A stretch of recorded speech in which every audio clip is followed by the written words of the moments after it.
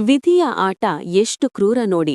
ಸಂಭ್ರಮದ ಕಾರ್ಯಕ್ರಮ ಮುಗಿಸಿ ನಗುನಗುತ್ತಾ ಮನೆಗೆ ಬರ್ತಿದ್ದ ಒಂದೇ ಕುಟುಂಬದ 9 ಜೀವಗಳು ಕ್ಷಣಾರ್ಧದಲ್ಲಿ ಜಲಸಮಾಧಿಯಾಗಿವೆ. ನಾಸಿಕ್ನಲ್ಲಿ ನಡೆದ ಈ ಭೀಕರ ಅಪಘಾತ ಇಡೀ ಮಹಾರಾಷ್ಟ್ರವನ್ನೇ ನಡುಗಿಸಿದೆ. ಆ ಕರುಣಾಜನಕ ಕಥೆ ಇಲ್ಲಿದೆ ನೋಡಿ. ಇಂದೋರ್ ಗ್ರಾಮದ ದರ್ಗೋಡ್ ಕುಟುಂಬ ಶಿವಾಜಿನಗರದಲ್ಲಿ ನಡೆದ ಸಮಾರಂಭ ಮುಗಿಸಿ ವಾಪಸಾಗ್ತಾ ಇತ್ತು. ಕಾರಿನಲ್ಲಿ 6 ಜನ ಪುಟಾಣಿ ಮಕ್ಕಳು ಸೇರಿ ಒಟ್ಟು 9 ಜನರಿದ್ರು. ಆದ್ರೆ ರಾತ್ರಿ 11:30 ಸುಮಾರಿಗೆ ದಿಂಡೋರಿ ಹತ್ತಿರ ಚಾಲಕನ ಕಂಟ್ರೋಲ್ ತಪ್ಪಿದ ಕಾರು ರಸ್ತೆ ಪಕ್ಕದಲ್ಲಿದ್ದ ಆಳವಾದ ಬಾವಿಗೆ ಉರುಳಿಬಿದ್ದಿದೆ. ಬಾವಿ ಫುಲ್ ನೀರು ತುಂಬಿದ್ದರಿಂದ ಯಾರಿಗೂ ಪ್ರಾಣ ಉಳಿಸಿಕೊಳ್ಳಕ್ಕೆ ಚಾನ್ಸೇ ಸಿಗ್ಲಿಲ್ಲ. ಘಟನೆ ತಿಳಿದ ತಕ್ಷಣ ಸ್ಥಳೀಯ ಪೊಲೀಸರು, ಅಗ್ನಿಶಾಮಕ ದಳ ಮತ್ತು ಎನ್ಡಿಆರ್ಎಫ್ ತಂಡಗಳು ಸ್ಥಳಕ್ಕೆ ಧಾವಿಸಿದವು.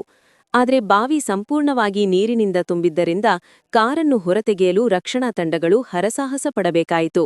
ಗಂಟೆಗಳ ಕಾಲ ನಡೆದ ಕಾರ್ಯಾಚರಣೆಯ ನಂತರ ಕ್ರೇನ್ ಬಳಸಿ ವಾಹನವನ್ನು ಮೇಲೆತ್ತಲಾಯಿತು. ಕಾರಿನಲ್ಲಿದ್ದ 9 ಮೃತದೇಹಗಳನ್ನು ಹೊರತೆಗೆಯಲಾಗಿದ್ದು, ನೀರಿನಲ್ಲಿ ನಾಪತ್ತೆಯಾಗಿರುವ ಮತ್ತೊಬ್ಬ ಬಾಲಿಕಿಗಾಗಿ ಶೋಧ ಮುಂದುವರೆದಿದೆ.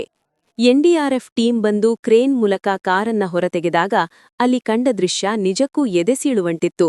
ಸಾವನ್ನಪ್ಪಿರೋ ಆ ಪುಟ್ಟ ಮಕ್ಕಳು ಇನ್ನೂ ಕೂಡ ಸಮಾರಂಭಕ್ಕಾಗಿ ಹಾಕಿಕೊಂಡಿದ್ದ ಕಲರ್ಫುಲ್ ಬಟ್ಟೆಗಳಲ್ಲೇ ಇದ್ರು. ಆ ಮಕ್ಕಳನ್ನ ನೋಡಿದ ರಕ್ಷಣಾ ಸಿಬ್ಬಂದಿ ಕೂಡ ಅಲ್ಲಿಯೇ ಕಣ್ಣೀರು ಹಾಕಿದ್ದಾರೆ. ಸುನಿಲ್ ದತ್ತಾತ್ರೇಯ ದರ್ಗೋಡ್ ಅವರ ಇಡೀ ವಂಶವೇ ಈ ಅಪಘಾತದಲ್ಲಿ ಕಣ್ಮರೆಯಾಗಿದೆ. ಒಂದು ಸಣ್ಣ ಅಜಾಗರೂಕತೆ, ಒಂದು ದೊಡ್ಡ ಕುಟುಂಬವೇ ಅಂತ್ಯವಾಗಿದೆ. ರಾತ್ರಿ ವೇಳೆ ಡ್ರೈವಿಂಗ್ ಮಾಡುವಾಗ ಎಷ್ಟು ಹುಷಾರಾಗಿರಬೇಕು ಅನ್ನೋದಕ್ಕೆ ಈ ಘಟನೆಯೇ ದೊಡ್ಡ ಪಾಠ. ಈ ಬಗ್ಗೆ ನಿಮ್ಮ ಅನಿಸಿಕೆಯನ್ನ ಕಮೆಂಟ್ ಮಾಡಿ. ಧನ್ಯವಾದ.